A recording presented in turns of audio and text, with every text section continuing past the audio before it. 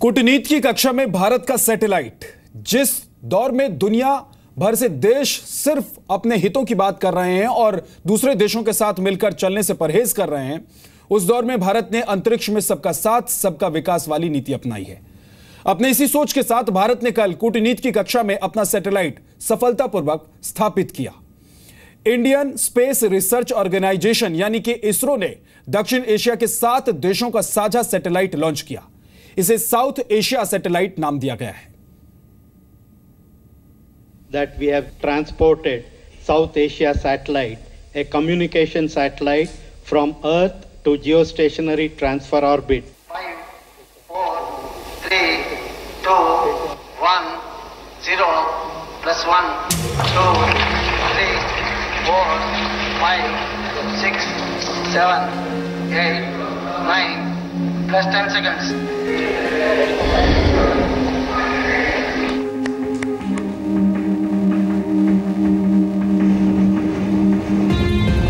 जिस वक्त जमीन पर सूरज डूब रहा था, उस वक्त अंतरिक्ष में भारत का नया सितारा बुलंद हो रहा था। जो देश जमीन पर सीमाओं और समुद्रों में बटे हुए हैं, एक दूसरे से दूरी बनाए हुए हैं, वो देश अंतरिक्ष में विकास का साझा सपना देख रहे हैं। श्री हरिकोटा के सतीश धवन अंतरिक्ष केंद्र से जब GSLV FO9 रॉकेट ने उड़ान भरी, तो उसके कंधों पर भारत का नहीं बल्कि पूरे दक्षिण एशिया के सपनों का बोझ था। ये सपने GSAT-9 उपग्रह में बंद थे। स्वदेशी क्रायोजेनिक इंजन से चलने वाला GSLV जब 2230 किलो के सैटेलाइट को लेकर उड़ा, तब पूरी दुनिया को समझ आ गया कि अब भारत की मदद से अंतरिक्ष में भी सबका साथ और सबका विकास वाला सपना देखा जा सकता है।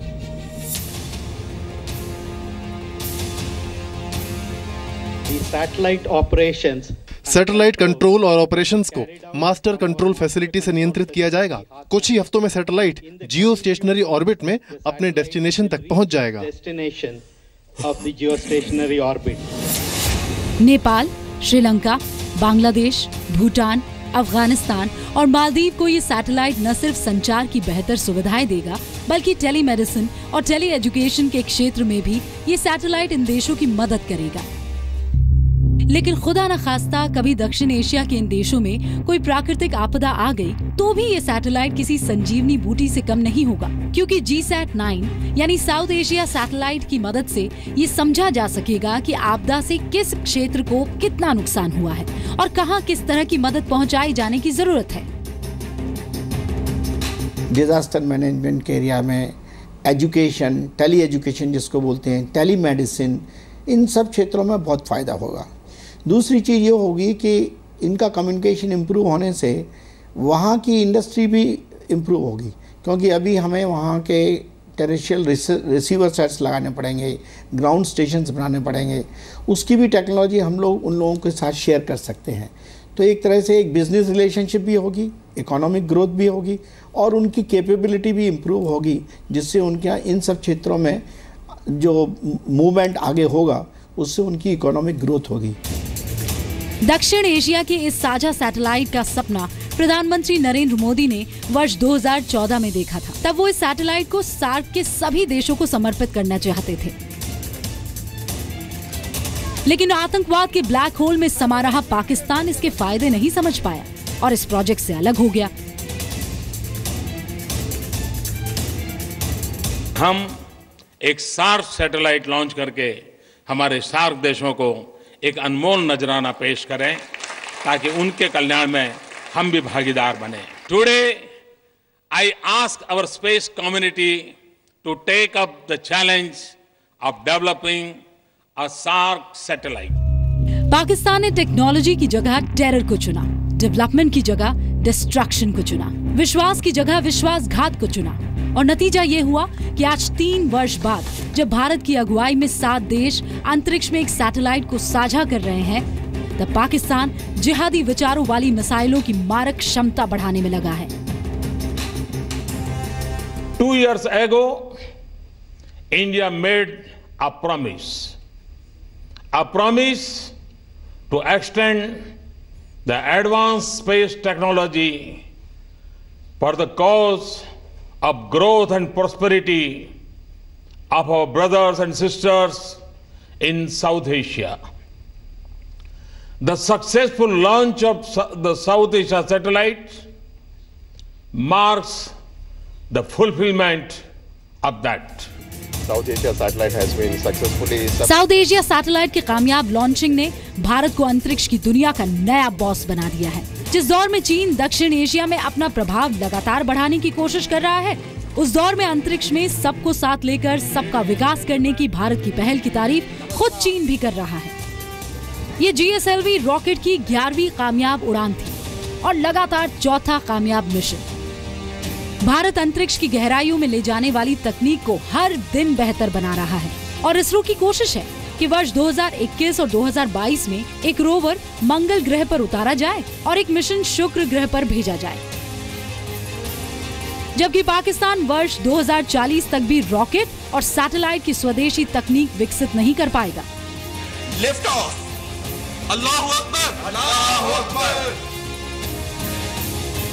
एक वक्त था जब पाकिस्तान अंतरिक्ष में रॉकेट लॉन्च करने वाला एशिया का तीसरा देश बन गया था। 1962 से पहले ये तकनीक एशिया में सिर्फ जापान और इजराइल के पास थी। उस दौर में भारत बैलगाड़ी और साइकिल पर रॉकेट और उपग्रह ले जाकर भविष्य के सपने देख रहा था। कोई उसका वो नहीं है, वो सबके लिए यूनिवर्सल है। अगर वो यूनिवर्सल है तो उसमें आपसी दुश्मनी या आपसी कोई बैर भाव का कोई मतलब नहीं होता है, क्योंकि ये मानवता के विकास के लिए है। तो अगर उसमें पाकिस्तान ने ये डिसीजन लिया कि वो इसमें पार्टिसिपेट नहीं करेगा, तो मैं ये समझता हूँ कि ये उनका एक नज़रिया, ये उनकी सोच है। उससे अगर किसी को नुकसान हो तो केवल उन्हें नुकसान है। साउथ एशियन कंट्रीज़ को कोई नुकसान नहीं है इसमें। भौतिक विज्ञान के क्षेत्र में नोबेल पुरस्कार जीतने वाले पाकिस्तानी वैज्ञानिक अब्दुल सलाम की बदौलत पाकिस्तान ने अपना अंतरिक्ष कार्यक्रम भारत से 8 वर्ष पहले ही शुरू कर दिया था। लेकिन धीरे धीरे पाकिस्तान में जिहादी और आतंकवादी विचारों वाले उपग्रह की संख्या बढ़ने लगी और पाकिस्तान का अंतरिक्ष कार्यक्रम पिछड़ने लगा। विज्ञान के क्षेत्र में नोबेल जीतने वाले एकमात्र पाकिस्तानी अब्दुल सलाम के नाम पर पाकिस्तान में एक भी सड़क या संस्थान नहीं है। Only one great scientist, and that is Abdul Salam. पूरी दुनिया उन्हें जानती है। उन्हें नोबेल पुरस्कार से भी सम्मानित किया गया था, लेकिन उन्होंने उससे भी ज्यादा कई महत्वपूर्ण काम किए हैं। फिर भी पाकिस्तान में किसी भी संस्था या सड़क का नाम उनके नाम पर नहीं रखा गया। ये बेहद दुखद है। That is so very sad. ऐसा इसलिए क्योंकि अब्दुल सलाम एक अहमदिया मुसलमान थे और पाकिस्तान में अहमदियों का दमन कई वर्षों से किया जा रहा है। हाल ही में अब्दुल सलाम के भाई मलिक सलीम लतीफ को ननकाना साहब में गोली मार दी गई।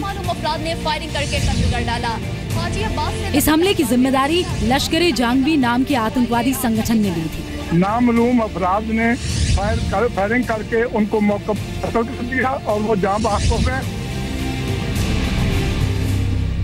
इससे आप अंदाजा लगा सकते हैं कि पाकिस्तान को अपने वैज्ञानिकों या उनके परिवार वालों की कद्र करनी तो नहीं आती, बल्कि वो दूसरे देशों पर अपने आतंकवाद वाले धूमकेतु जरूर छोड़ता रहता है।